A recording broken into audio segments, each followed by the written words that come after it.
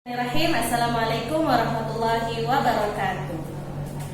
Alhamdulillah, puji syukur kita kepada Allah yang telah memberikan kita kesehatan sehingga kita dapat berkumpul kembali bersama di kelas fikih, di kelas 3 saat pelajaran fikih bersama Ustazah Tia. Walau via darinya, anak-anak ya. Selawat dan salam kepada Nabi Muhammad SAW. Allahumma sholli ala sayyidina Muhammad. Baik anak-anak semua, qadarullah hari ini kita tidak dapat berkumpul kembali bersama di sekolah, namun kita tetap semangat untuk belajar dari rumah ya.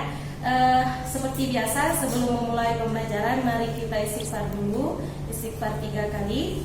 Astaghfirullahaladzim alladzi la ilaha illa huwal hayyul qayyum wa atubu ilaihi. Astaghfirullahaladzim alladzi la ilaha illa huwal hayyul qayyum wa atubu ilaihi. Astaghfirullahaladzim alladzi la ilaha illa huwal hayyul qayyum wa atubu ilaihi. Baik, dengan beristighfar semoga Allah senantiasa memberikan kita kemudahan dalam menerima pembelajaran yang sebentar lagi akan kita. Hari ini kita akan belajar tentang lafaz niat sholat sunnah rawatib. Adapun tujuan pembelajaran kita hari ini adalah supaya Ananda dapat mengetahui lafaz niat sholat sunnah rawatib. Yang kedua, Ananda mengetahui hikmah sholat sunnah rawatib. Dan yang ketiga, Ananda terbiasa melaksanakan sholat sunnah rawatib. Nah, sebelum Ustazah melanjutkan pembelajaran kita, Ustazah mau nge-review dulu pembelajaran kita sebelumnya. Ananda masih ingat apa itu sholat sunnah rawatib? Ya, Ustazah yakin pasti Ananda semua masih ingat ya. Sholat sunnah rawatib itu adalah sholat sunnah yang mengiringi sholat fardu atau yang dikerjakan sebelum maupun sesudah sholat fardu. Jika dilakukan sebelum maka disebut dengan sholat sunnah qobliyah, dan jika dilakukan sesudah disebut dengan sholat sunnah ba'diyah. Nah, hari ini Ustazah akan mengajarkan kepada Ananda lafaz niat sholat sunnah rawatibnya ya. Baik, di depan sudah tertulis lafaz niat sholat sunnah qobliyah. Kita perhatikan ya. Lafaznya adalah usolli sunnatal dhuhri raka'ataini qobliyatan mustaqbilal qiblati lillahi ta'ala. Ya, Ustazah ulangi. Usolli sunnatal dhuhri raka'ataini qobliyatan mustaqbilal qiblati lillahi ta'ala. Nah, niat sholat ini kita baca jika kita melaksanakan sholat sunnah sebelum sholat fardu. Ya, masih ingat sholat sunnah apa saja yang kita lakukan sebelum sholat fardu? Ya, benar sekali ya. Sholat sunnah yang kita lakukan sebelum sholat fardu adalah sholat sunnah qobliyah subuh dan sholat sunnah qobliyah zuhur. Maka jika kita melakukan sholat sunnah qobliyah subuh, kita hanya mengganti subuhnya saja di sini menjadi usolli sunnatas subhi raka'ataini qobliyatan mustaqbilal qiblati lillahi ta'ala.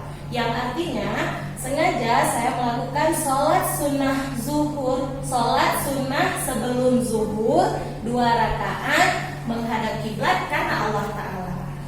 Nah, begitu pula jika kita ingin melakukan sholat sunnah ba'diyah atau sholat sunnah yang akan kita lakukan setelah sholat fardu ya. Bacaannya adalah lafaz niatnya adalah usolli sunnatal maghribi raka'ataini ba'diyatan mustaqbilal qiblati lillahi ta'ala. Nah, seperti sholat sunnah qobliyah juga, sholat sunnah ba'diyah, ada sholat sunnah ba'diyah apa saja? Ada yang masih ingat? Ya, benar sekali ya. Sholat sunnah ba'diyah ada sholat sunnah ba'diyah zuhur, kemudian sholat sunnah ba'diyah maghrib, dan sholat sunnah ba'diyah isya. Kita ganti saja di sininya. Usolli sunnata dhuhri raka'ataini ba'diyatan mustaqbilal qiblati lillahi ta'ala. Yang artinya sengaja saya sholat sunnah sesudah maghrib 2 rakaat menghadap kiblat karena Allah Ta'ala. Ya, sudah Ustazah contohkan tadi, ini merupakan contoh niat sholat sunnah qobliyah, dan ini merupakan contoh lafaz niat sholat sunnah ba'diyah. Nanti disesuaikan aja sholat sunnah apa yang dikerjakan, silahkan diganti di sininya. Nah, baik anak-anak semua, adapun hikmah mengerjakan sholat sunnah rawatib ini adalah yang pertama, menyempurnakan pahala ibadah sholat fardu. Ya, yang kedua, mengerjakan sholat sunnah rawatib ini dapat menghapus dosa-dosa kita. Ya, jika kita rutin mengerjakan sholat sunnah rawatib, maka dosa-dosa kita insya Allah akan dihapuskan. Nah, yang selanjutnya ada mencegah perbuatan yang buruk. Kenapa sholat sunnah ini dapat mencegah perbuatan yang buruk? Karena di dalam sholat sangat banyak doa-doa yang kita bacakan, sehingga perbuatan yang buruk pun lebih jauh dari diri kita. Selanjutnya ada hikmahnya adalah pahala itu lebih baik daripada dunia dan seisinya.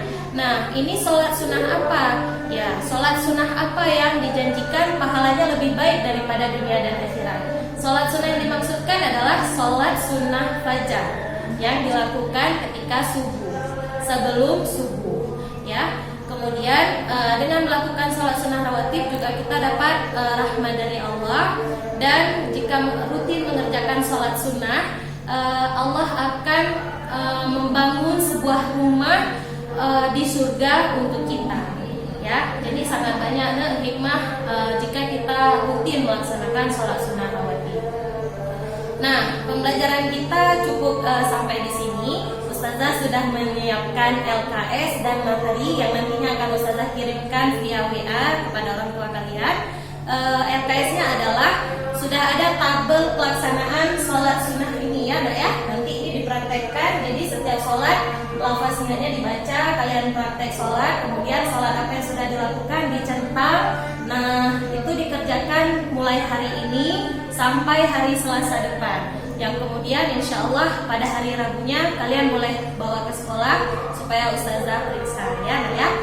Semangat mengerjakannya, apapun itu, walaupun via daring kita tetap semangat. Kita berdoa kepada Allah, semoga Allah segera pulihkan bumi kita dan kita bisa kembali bersama di sekolah kita tercinta. Baik, Ustazah tutup dengan doa kafaratul majelis. Subhanakallahumma wa bihamdika asyhadu an la ilaha illa anta astaghfiruka wa atubu ilaik. Pembelajarannya Ustazah cukupkan. Ustazah akhiri dengan Assalamualaikum warahmatullahi wabarakatuh.